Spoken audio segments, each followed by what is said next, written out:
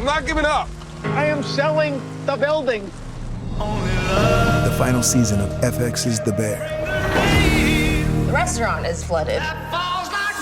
Everything's either gonna be okay. No, stop! Or not. We are outgunned and we are outmanned, but we have each other. FX's The Bear, the final season. All episodes now streaming on Disney+. Hey, it's Ryan Reynolds here from Mint Mobile. Now, I was looking for fun ways to tell you that Mint's offer of unlimited premium wireless for $15 a month is back. So I thought it would be fun if we made $15 bills. But it turns out that's very illegal. So there goes my big idea for the commercial. Give it a try at mintmobile.com/switch. Upfront payment of $45 for 3 months, $90 for 6 months, or $180 for 12-month plan required. $15 per month equivalent. Taxes and fees extra. Initial plan term only. Greater than 50 gigabytes may slow when network is busy. See terms.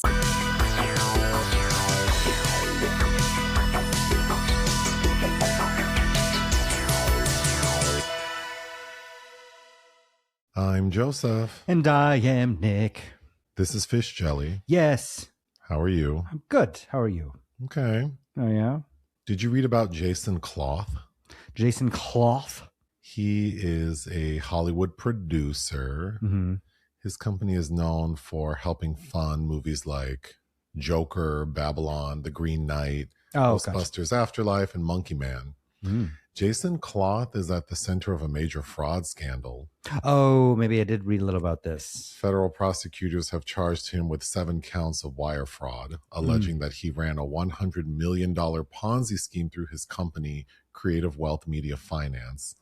According to the indictment, Cloth told investors their money would be used to finance specific films and entertainment projects.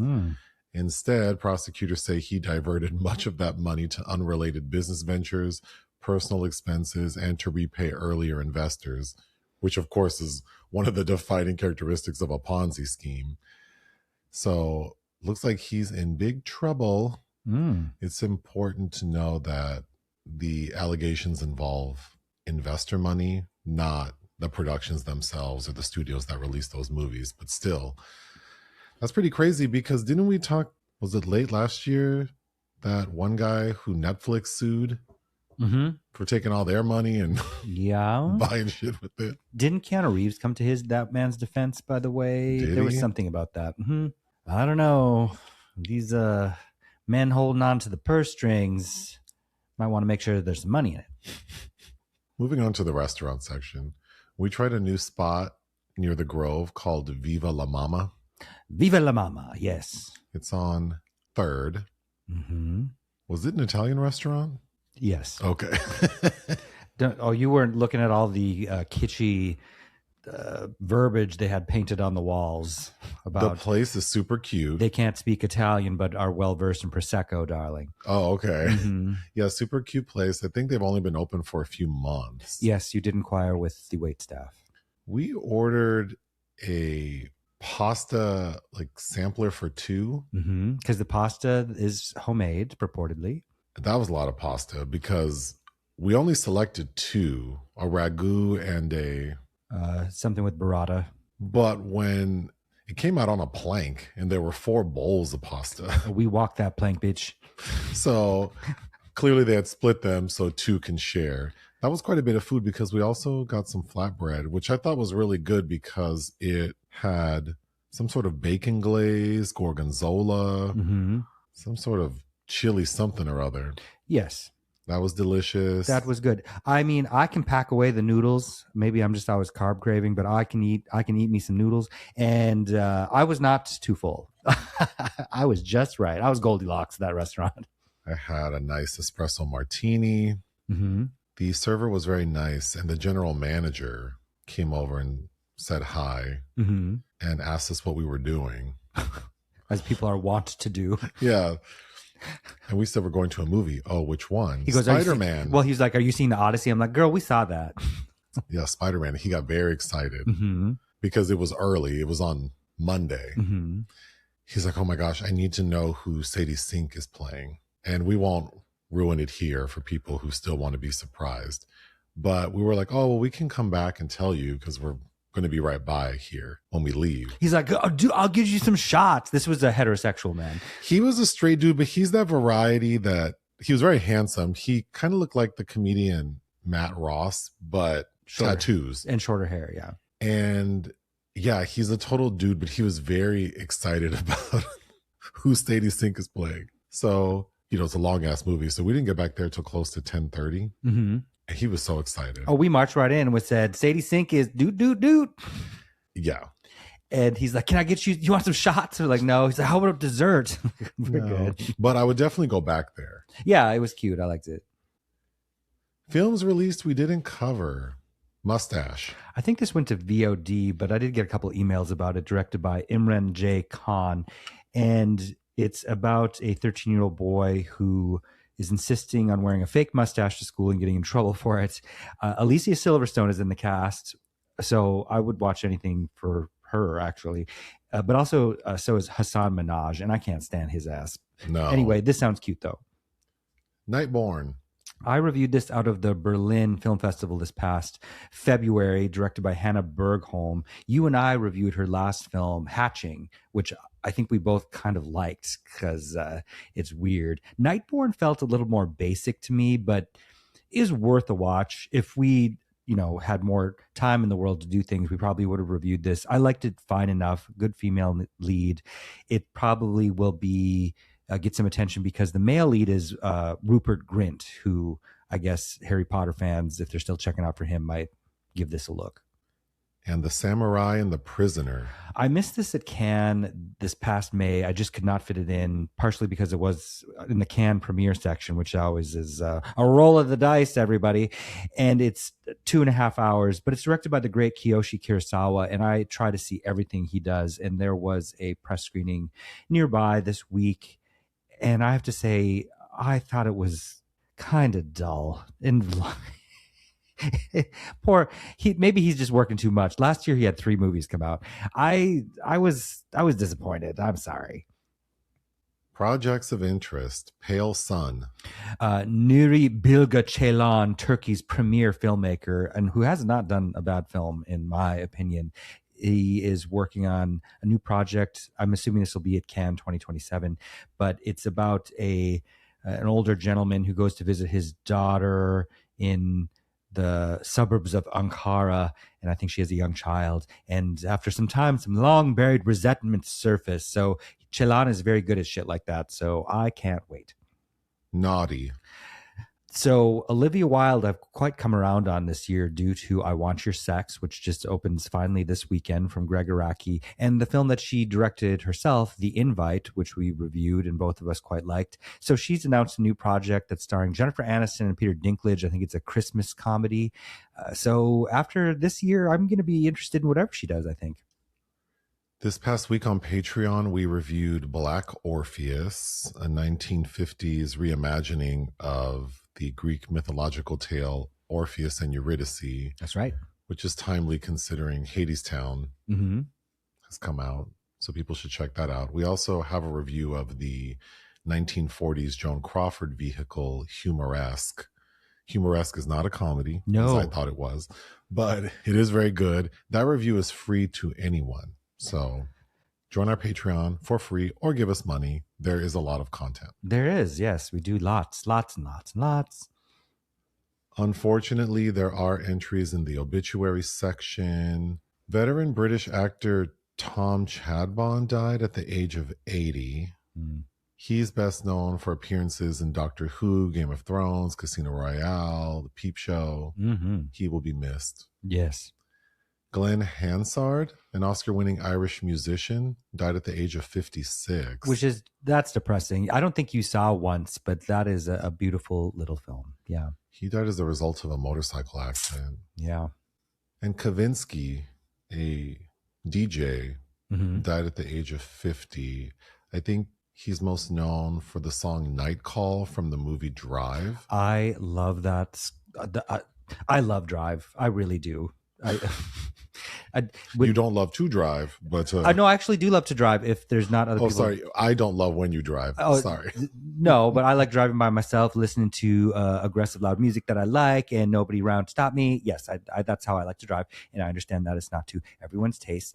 And I neurotic. Shout out to Madonna. Those are the lyrics that I made up to that song. By the way, they still apply. Okay, using myself against me. Anyway, the year we moved to LA was 2011, and Drive had come up. I think we moved in July, and Drive was the September release, and I was blaring that soundtrack all over West Hollywood. I loved that. Anyway, sorry to this man. Sorry you died. Sorry you died is crazy. I don't mean that facetiously. It's terrible, and we're laughing. Anyway, the subject keeps going. The subject of the film we're going to talk to a little bit. You should be more afraid of life than death, she says in it. So there you go. The secret film this week was Nick's choice, and Nick chose the 1984 documentary Marlene, directed by Maximilian Schell. Yes, it is a unusual celebrity documentary. That's true. Of course, it's about the legendary actress and singer Marlene Dietrich, almost told entirely through audio interviews, archival film clips, photographs, newsreels, and recordings because she refused to be on camera. It's in my contract. This documentary should have been called Check My Contract. Check Marlene, check my contract. Or It's in My Book. It's in my book. Or Difficult, Lemon, Difficult. She did apparently used to suck on lemons between takes, so that would also fit there. It was nominated for an Oscar for Best Documentary. Why did you choose this? I am a huge Marlene Dietrich fan, and she's one of the several women whose films I do collect. So I have a whole shelf of her stuff. And strangely enough, I had you watch Ninotchka, which stars Greta Garbo, and it really made in defense because you had never seen a Garbo film, and I do prefer Dietrich, but it made me hungry to revisit a lot of her stuff. So I've spent the past month and a half rewatching a bunch of her films that I've owned that I've never seen. And then it occurred to me, I also own this documentary, and I was waiting for the right moment, and I wanted to share it with you. And there we are. There's the math. All right. Well, I am, of course, familiar with Marlene Dietrich. I knew she would be a fascinating person. Mm-hmm. We don't really get an inside look into who she is as a person. She does not want to give an inch. But I have a lot of thoughts about that. There isn't really much to this documentary. No, but if you are a fan of her and if you are familiar, I mean, because every clip they knew, I knew exactly what that was from and when and why. So that it is a treasure for that as well. And then you get her dry. She's difficult, as you said, but she's not unfriendly. No, I think I would get along with her very well, but I would know to tiptoe around certain things. I wouldn't take things too personally. No. So I find her very agreeable. I do too. And again, I have lots of thoughts on her behavior, which in my mind are positive, but the documentary opens with the director, Maximilian Schell, attempting to interview Marlene in her Paris apartment. Mm-hmm. And immediately you notice that you don't see Marlene present day because she refuses to be filmed. We only hear her unmistakable smoky voice. Mm-hmm. Instead, we get footage from some of her most notable moments. It starts with Destry Rides Again, which you've seen because Yes. when that came out on Criterion Blu-ray, and one of my favorite songs of hers ever is in that song, Boys in the Back Room.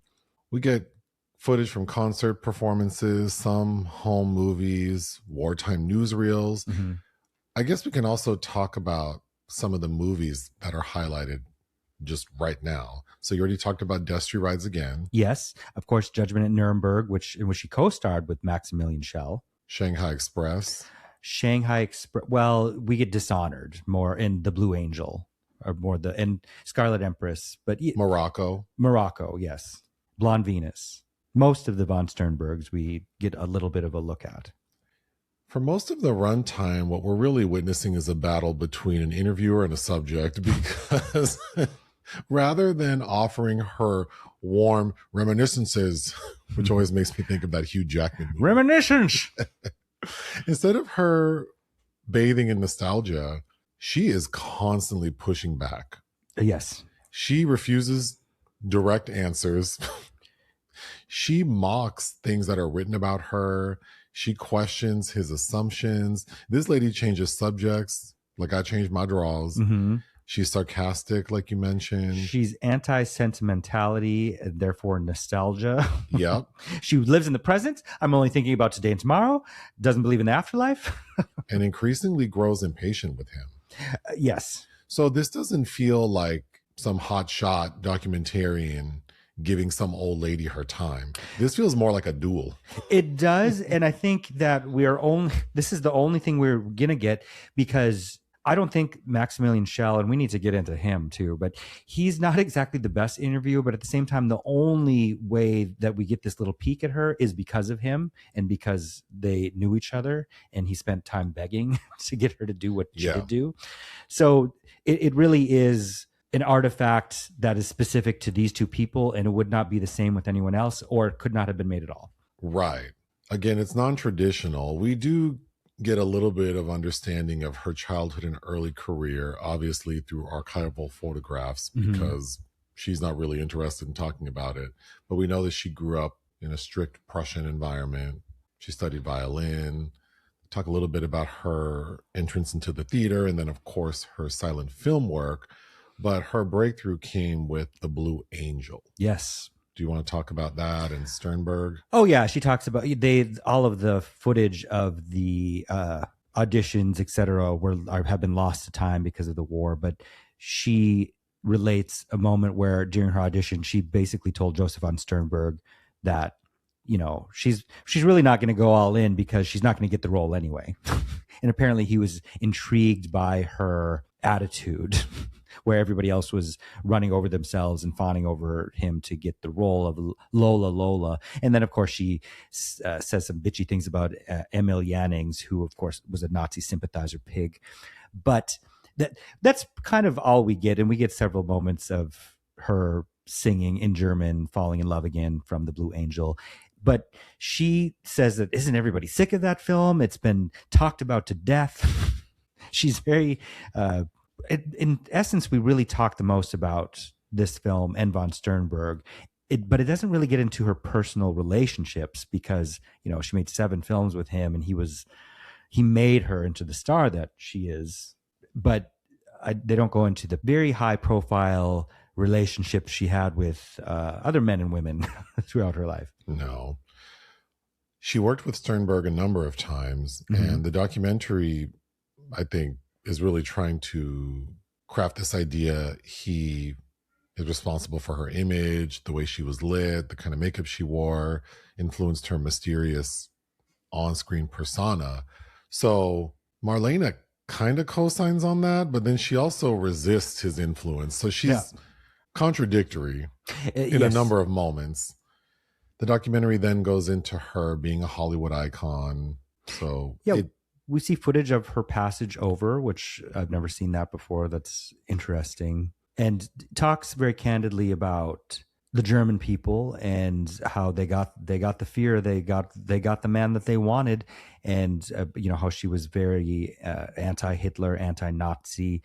And I think the documentary does not do a great job of just showing how prominent she was during World War II with entertaining the troops. No, we do see her entertaining the troops. Yes. In fact, I think the documentary opens with her doing a farewell performance to the troops. Yes. But no, if a person were not familiar with her career, you would not understand that. No, I mean, she was kind of an establishment, as were several other notable stars that were trying to keep the morale up of the troops. But her being a German, a Berliner, that being part of the identity that she always would carry, and being so anti-Hitler, you know, that when people, I think, still talk about and remember her today, that is probably more prominent than any of her film roles. I mean, she was only nominated once for 1 Oscar for Morocco, and I think that's unfairly so. We can talk about Witness for the Prosecution in a minute. But, you know, she is more of a star image. The documentarian does try to touch on her image, like with glamour and fashion. Like you said, we really don't talk about sexuality. We do see a clip from the movie where she's dressed in the tuxedo and kisses the woman. Morocco. Mm-hmm. Yeah, but that's about it. I would say the main thing, if you don't know anything about Marlene Dietrich, you would walk away understanding that she really seems very detached from her fame, because she repeatedly says that she's just doing a job. Yes. It's not her. Schell asks her if she's something about being excited, and she's like, it's not in my contract to be excitable. In many ways, and then of course he's asking her about her craft, and she's like, ugh, I don't do all that psychology about character. I show up and I do my lines, which, you know, who she reminds me of, another favorite icon of mine, which is Isabelle Huppert, because Isabelle was asked, I think, for Madame Hyde, how she prepared for the role, and she's like, I learned my lines. And well, she even there's kind of an awkward moment between Marlene and the documentarian, who we've already mentioned is a notable actor, yes, as well. So she's talking to someone who knows the business, and he asked her about, for a particular film, did you improv any of it? I think they're talking about it's for Touch of Evil with Orson Welles. Yeah. And the way she was like, are you insane? Like, we're professionals. Americans like professionals. Yeah. She is very much about her job. And I kind of love, and we'll get into it more, but she's not romanticizing what Hollywood's trying to sell. In fact, she kind of dismisses all of that. Yes. Like, it's kind of all bullshit and everyone's just doing their job. And it's a machine. Yeah. Did you know, side note, that Isabelle Huppert almost played Dietrich for Louis Malle? Oh. No other. In the early 90s, there was a photo shoot she did that was highly publicized. I forget, how do you say, starts with a B, the photographer, Belash. I'm forgetting. I shouldn't even guesstimate a very notable photographer. But I think Louis Malle died before that transpired, or something fell apart. But I could see Isabelle doing Marlene. This episode is supported by FX's The Shards, a seductive drama from executive producer Ryan Murphy. Set in 1980s Los Angeles, the series follows a group of glamorous, deeply entangled high school seniors drawn into a life of wealth, beauty, parties, and excess. At its center is Brett, whose reality begins to unravel when the arrival of a new student coincides with a series of mysterious murders. FX's The Shards premieres August 5th on FX and Hulu. Like you mentioned, she does talk about World War II and becoming an American citizen. She openly opposed Hitler. She reflects on Germany with complicated emotions because she has love for its culture, but also rejects Nazism. And so that's pretty clear with her. Well, her going back to throw a concert, you know, she said it was a disaster, but they showed that she says it was a love-hate thing, because there was a certain component of the German population that thought that she had abandoned them. But what other course of action could she have had, that coming from my much removed, ignorant opinion? But it's interesting, especially because this year we have Pavel Polakowski's Fatherland, which details Thomas Mann, also, who famously had left the homeland to go back after World War II, and the attempted development of a new German identity, and how kind of impossible that still was in the ashes of the country after the war. And I think that's interesting that Pavel Polakowski and Agnieszka Holland, two Polish people, Holland is going to be making a film about Marlene Dietrich this year. I find it interesting that this country's history is being revisited in today's age from those that aren't from that country. The documentary doesn't do a good job explaining this, but you can sort of piece together that she reinvented herself as a concert performer. Yes. So after her film career slowed, how would you call her style of singing? It's giving to me like Countess Luann doing cabaret. Well, it's kind of vaudeville. Yeah. And you know, when I first started really getting into Dietrich, I was in college, and I remember renting Destry Rides Again for the first time, and all the von Sternbergs, and random peers of mine were in and out of these rooms I was watching them in, and they would make fun of her style of singing. And I don't think they I don't think she's the best. She has a certain distinct style, and I think you either love it or accept it. But I remember reading about this documentary that we're talking about right now years ago, and I don't know what film critic or reviewer said it, but described her as an older woman singing on stage as that of they likened her to an aristocratic crow. And I agree with that, but there's something still captivating and charming about her. Well, it doesn't matter what she sounds like. People were eating it up. Exactly. So, it worked. But, think of, last year's film Begonia that Yorgos Lanthimos directed. He uses her cover of Pete Seeger's Where Have All the Flowers Gone? And that's another favorite of mine. And she... is it the best vocal stylization? No, but she and the additional context of her singing it adds so much depth to that you couldn't get anywhere else, in my opinion.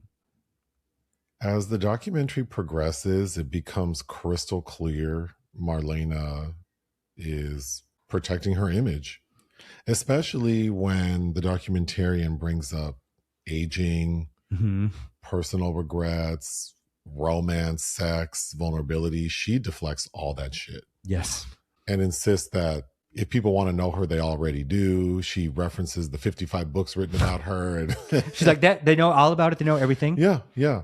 Well, but it's true, though. Somebody's really a fan. You and I joke all the time about people saying, I love so-and-so, but don't know shit about them. If you're really, truly a fan, you would have read all those 55 books about her and would know that shit already. She does sort of soften, though, towards the end. Really, the magic of letting her reveal herself is by giving her space to do so. So there are long pauses, and she'll give a little bit. I think she seems most warm when she talks about her music, especially later in her career. Memories of her family. Well, she doesn't share a lot about her family. We learned her father died when she was young. And again, she's anti-sentimental. He's like, do you miss your father? And she goes, how would I miss something I never had? And she says she was an only child. And then direct cut to, we get crew behind the scenes working and listening to her. And they're like, but here's a picture of her sister. Yeah, which was funny. Like, not this bitch lying about not having it. She goes, yeah, I'm an only child. And likewise, we don't hear anything about her daughter. He does ask her about her husband and how he posited it in a way as like, how did you get your husband to agree to marry you? She was very matter of fact. Very matter of fact, because if this is your introduction to Marlene Dietrich, there's so much you don't know. That the number of high profile affairs and people that she was running around town with. He says somebody, and you said, wow. They talk about Hemingway. Yeah. And she insists that it was a platonic relationship. And she's like, I got all his letters locked up in a safety deposit box in New York. Well, I have thoughts on that. We'll get to just a few notes, though, before we hit themes. She says she doesn't believe in kitsch. Nope. She's never watched her movies and doesn't want to. I guess he wore her down to watch a couple clips. And she said, I'll do it, but turn the sound off. Because she says, I don't need to watch it. I was there. I know what it is. I know everything. But this is one thing where she contradicts herself, because when they get to the Scarlet Empress, she's like, oh, wait, turn the sound up on this one because they were doing interesting things with sound. Yeah, she does contradict her. She seems difficult, but yes. in that way that's like, I'm trying to craft something. But as we all know, sometimes there are cracks in that armor because you can't just always be an image. And she's not difficult in the way that Faye Dunaway is difficult. I was thinking as we were watching this of the Faye documentary. I was too. And we can just talk about it now, but I would say this movie is at least excellent because it feels, this is the early 1980s. Mm-hmm. Talking to a woman born at the turn of the century, a silent film star who went on to be so much more. Mm-hmm. And even she knew at that time, being interviewed in 1984, 83, whenever they did it, that she needs to preserve herself. Yes. And to fast forward to 2026 and to know that there are people with whole ass careers and full bank accounts who do nothing but just expose themselves. There's no actual talent that they're giving anyone. It's just like, oh, this is me. And I'm not demeaning it because I find a lot of those people entertaining and you could say I'm part of that, but it's it's a very different vibe, right? Like the public audiences want so much from people. Mm-hmm. And the irony today is that what these reality type people are giving, or all these podcasters, influencers, whatever, is sort of a manufactured version of who they are.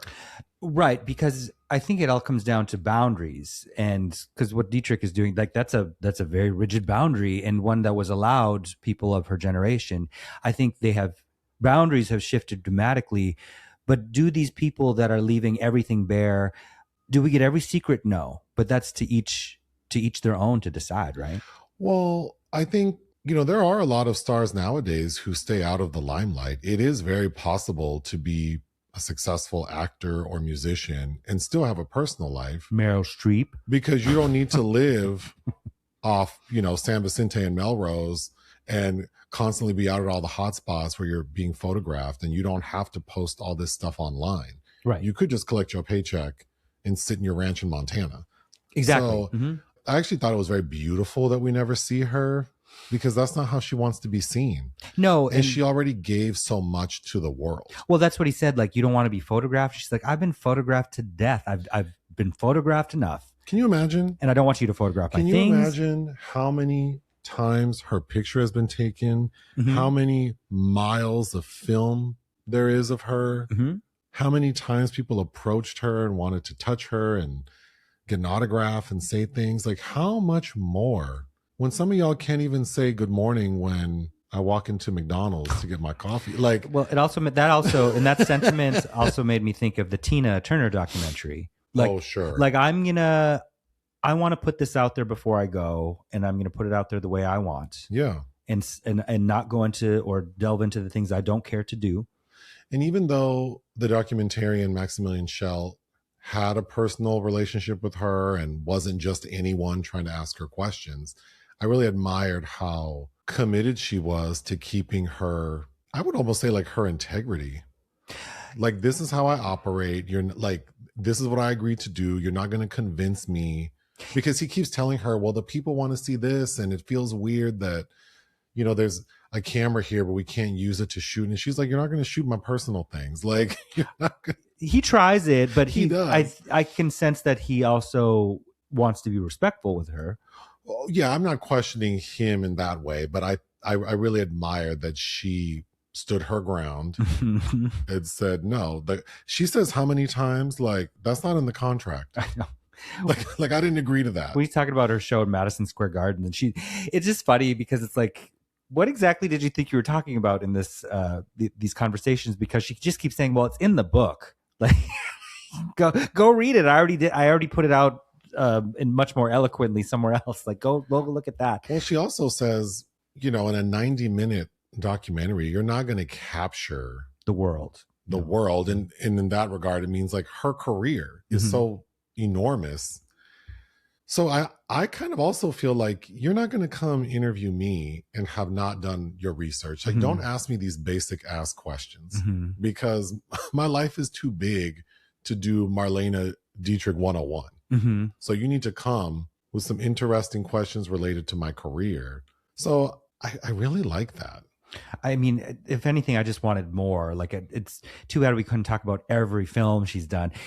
He does ask one question, and I was surprised that she was candid about it, was because he said, you worked with a lot of people and they all wanted to work with you again for the most part, like 7 films with von Sternberg.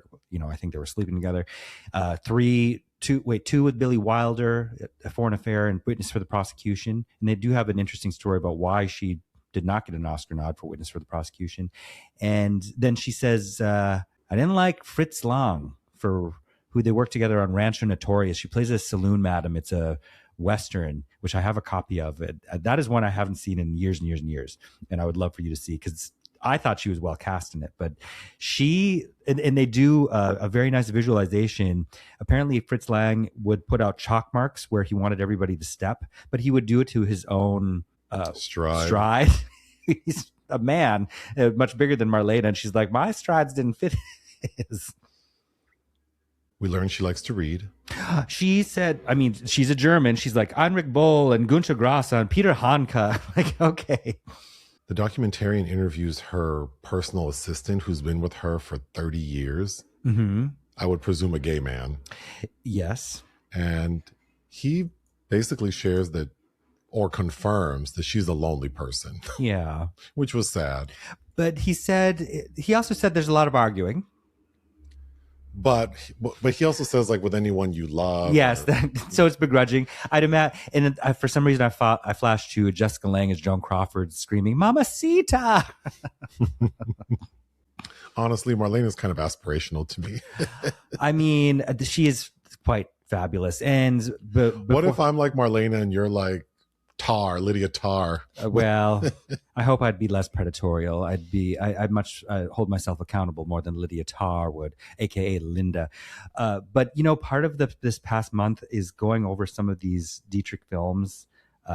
Was quite lovely, including Golden Earrings. I just finished Seven Sinners today, where she met John Wayne because they had an affair and they did 3 movies together. In Seven Sinners, she looks beautiful in another draggy scene where she's wearing a Navy uniform. I really liked Night Without Armor. The Monte Carlo story, where she gets to have a romance with Vittorio De Sica, of all people. Manpower. But if I have one that I never thought I would like, and she didn't play rom-coms really, but she's so goddamn cute in The Lady Is Willing opposite Fred McMurray. And I don't know, it's like this sweet mommy dearest story, because she finds this baby on the street and she's like, I'm going to adopt this baby. And the real parents try to take it back. And she's like, nope, it's going to be mine. It was so cute.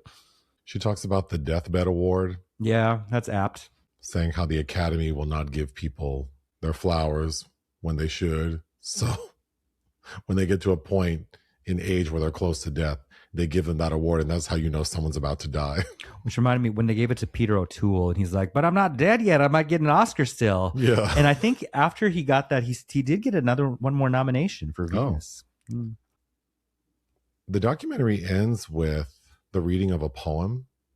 Yeah, Whitman, I believe. And we hear Marlena cry. Which is so, Schell is such a shit. He put that there on purpose because well, she wouldn't give him anything. She got her. She was a rock, and so he finally got her ass, and he thought, well, we are definitely we're either beginning with this or ending with this. Well, because it reminded her of her mother. Mm-hmm. Well, that's what I meant by when she reflects on her family. Yes. Mm-hmm. Speaking of family, though, I don't want to ruin the nature of this recording, which I've loved thus far, but we do need to mention Maximilian Schell. Okay. You're familiar. I mean, he was a fantastic actor. No one can take that away from him. You have seen him in a movie, and you thought he was quite fetching. We had a movie night years and years ago for Return from the Ashes. Okay, you're saying I thought Maximilian Schell was attractive in which movie? Return from the Ashes, with Ingrid Thulin and Samantha Egger, which is based on a book that was also made by Christian Petzold as Phoenix. Granted, a much different version than Return from the Ashes. Anyway, I love both those films. He had a sister, Maria Schell, who is also a very famous actor in her own regard. And he directed a documentary about her in 2002 called My Sister Maria, which I have not seen that documentary. Anyhow, I believe it was in 2023 where his niece, Maria's daughter, came forward and said that she was assaulted sexually by her uncle. And that was corroborated by Maximilian Schell's own daughter. Now, he's been dead, I believe, since 2014. So that is part of his legacy as well. And his niece, I believe, said that he started doing it around 1980. So, he'd already done the deed. Obviously, Marlene Dietrich didn't know that. But and I also wanted to mention, I do have a first edition of Klaus Kinski's memoir. And I think Dietrich was part of the reason why that got taken off the shelf, because he tried to share some hot gossip about her. Klaus Kinski was a pig as well. I think the memory jarred of doing inappropriate things with your daughter made me go there as well. But we would be remiss if we didn't mention that. And would we? Yeah, of course. That you know about it, you have to say something. That's in my opinion. But he did have a very lengthy, formidable career, and I am happy that this documentary exists where we do get to hear Ms. Dietrich, in her own words, in some way, talk about herself. And I thought that was a lovely treat. Quickly going through themes, image versus reality. Clearly, Marlene spent her entire career controlling her public image. So I think what the documentary is asking is, can anyone truly know someone who has spent decades becoming a myth? Mm-hmm. I would argue yes, because that says a lot about who she is as a person. Mm-hmm. I think the crunchy details people want to know about celebrities, like, I mean, do you need to know I had a mole removed between my thighs? Right. Or like, you know, did I have an abortion, or did I cheat on my ex? I don't know that I feel like we get a very good sense of who she is through her work. Yes, and her convictions. Yeah. Which a lot of people don't have. So aging, obviously her refusal to appear on camera says everything. Well, so they do utilize in the film ends a still of her last film, and it had been 2 decades before she'd been on film with Just a Gigolo, which is not a good film. Co-star David Bowie, although she never left her Paris apartment. So the scenes they supposedly share together, they're out in the same room, and she sings the title song, and that's the last image we have of her. But I appreciate that she wants people to remember her as she was, this icon, not this aging woman. So I respect that, because that's what she gave the people. That's what she gave the people. And there was not really a time and place for aging women in the US, even in Europe, arguably, that I guess were glamorous enough to her standards. But I think slightly some things have changed. But you know, I'm glad that somebody like a Catherine Deneuve didn't pull the same stunt as Garbo or Dietrich and decide, like, I'm just going to be done because I'm getting older. Well, I think there's also this presumption when celebrities leave public life that they have no life at all. Exactly. Mm-hmm. I'm sure she was, well, maybe not Marlene, because her assistant says she was lonely, but just because someone moves out of the limelight doesn't mean that they aren't enjoying their life. So, well, she did say she's traveling a lot. And it's funny because Schell asked her if that maybe doesn't that seem like she's kind of homeless? And she's like, homelessness? Like, that's rubbish. I think the documentary also shows that an artist, like a performer, never stops, because even though at this point, when the documentary was made, she had stopped acting and was no longer singing in concert, her being interviewed in this audio, she's still delivering wit and sarcasm. She's still putting on a performance. Definitely. So she, you know, she's still giving us a lot. She's coy, but also very direct. I think memory is another topic, because Marlene often contradicts what was written about her, journalists, yes, historians, even herself. Yeah, von Sternberg, because they go over her first line in Morocco, and he's like, von Sternberg in his memoir spent 2 pages saying you couldn't say the word help. And she's like, no, that's in my memoir. And then she goes, well, it's in mine, but it's much more succinct or something. So I know people often comment like, oh, if it's an unauthorized biopic or whatever, like, we're not going to get the truth. I often think if the estate is affiliated with it, that's the version that we're really not going to get the truth. That is the whitewash version, people. Yeah. Yes. So the reality is, like, you're never going to really truly know these people. And I guess the last theme is just celebrity, because when you think about modern documentaries and how the goal is to expose celebrities' private lives, I don't know, Marlene, she's like, true stars remain unknowable. Exactly. Right. That's what she's telling us. That's the generation she was from. Like, part of it was the enigma. And now we don't know. The children can't even spell or read that word. So what's one to do? A couple little facts. In her contract to do this documentary, it was only supposed to total 40 hours of interviews. Which I think it stuck to that, because she mentions that several times in the documentary about the contract and how you only have so much time. Mm-hmm. Apparently, Marlene expected a conventional television documentary. So when Schell explained to her that it was going to be more personal and more experimental, she was very upset about it. And it wasn't until the documentary received acclaim, including an Academy Award nomination, that she was okay with it. It's like, okay. Well, like she said, she didn't like improv. She's called that amateur. So I think experimental to her meant, you know, not seasoned professionals' work. Based on her constantly saying it's in my book, I wonder if she thought there was going to be this entirely separate segment that's like a traditional, this is your life. Perhaps. Yeah. Just based on how she was acting, I assumed that she thought she was going to get that treatment and that whatever she was doing was going to add context to it. Not that her talking off camera was going to be the documentary. Right. Because it sometimes seems, some of the audio sometimes seems like she didn't think this was going to be part of the documentary. Right, right. But the film did win some accolades, like Best Documentary from New York Film Critics Circle, the National Society of Film Critics, Boston Society of Film Critics, along with German awards. And people often cite this as sort of a finer example of a celebrity documentary. Yes, because there's some classiness to it. It's not sleazy or vulgar. It's giving you the subject on a platter. She's choosing what to show. You own a DVD of this. Yes. I don't know if it's available online. I'm not sure. But I would recommend people check it out, especially if you are familiar with her. If you're not, I think it would be fun to, if someone's never seen a Marlene movie, what would you suggest they start with?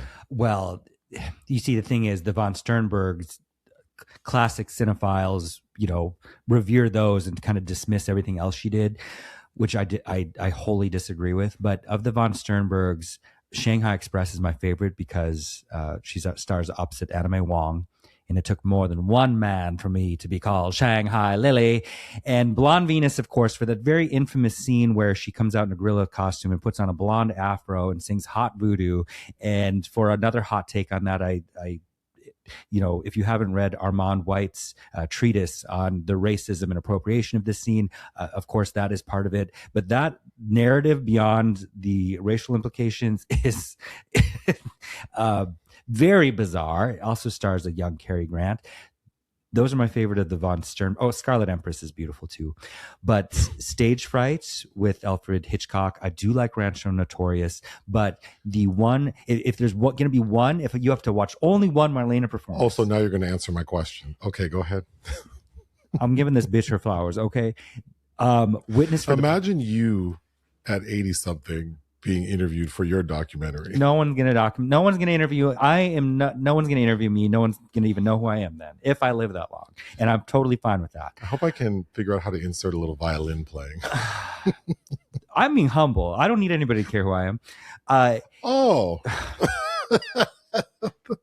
If anybody, please, if you've never seen it, please watch Witness for the Prosecution. It is my all-time favorite. She is in dual roles, which is why Billy Wilder didn't want to ruin the surprise of that, and the wonderful Charles Laughton and his wife Elsa Lanchester, I think was the last film of Tyrone Power, who does not look good in the film because he was having health issues.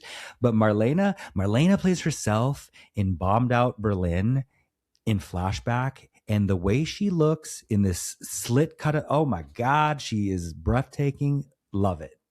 And it's a fine ass performance as well. Fiery.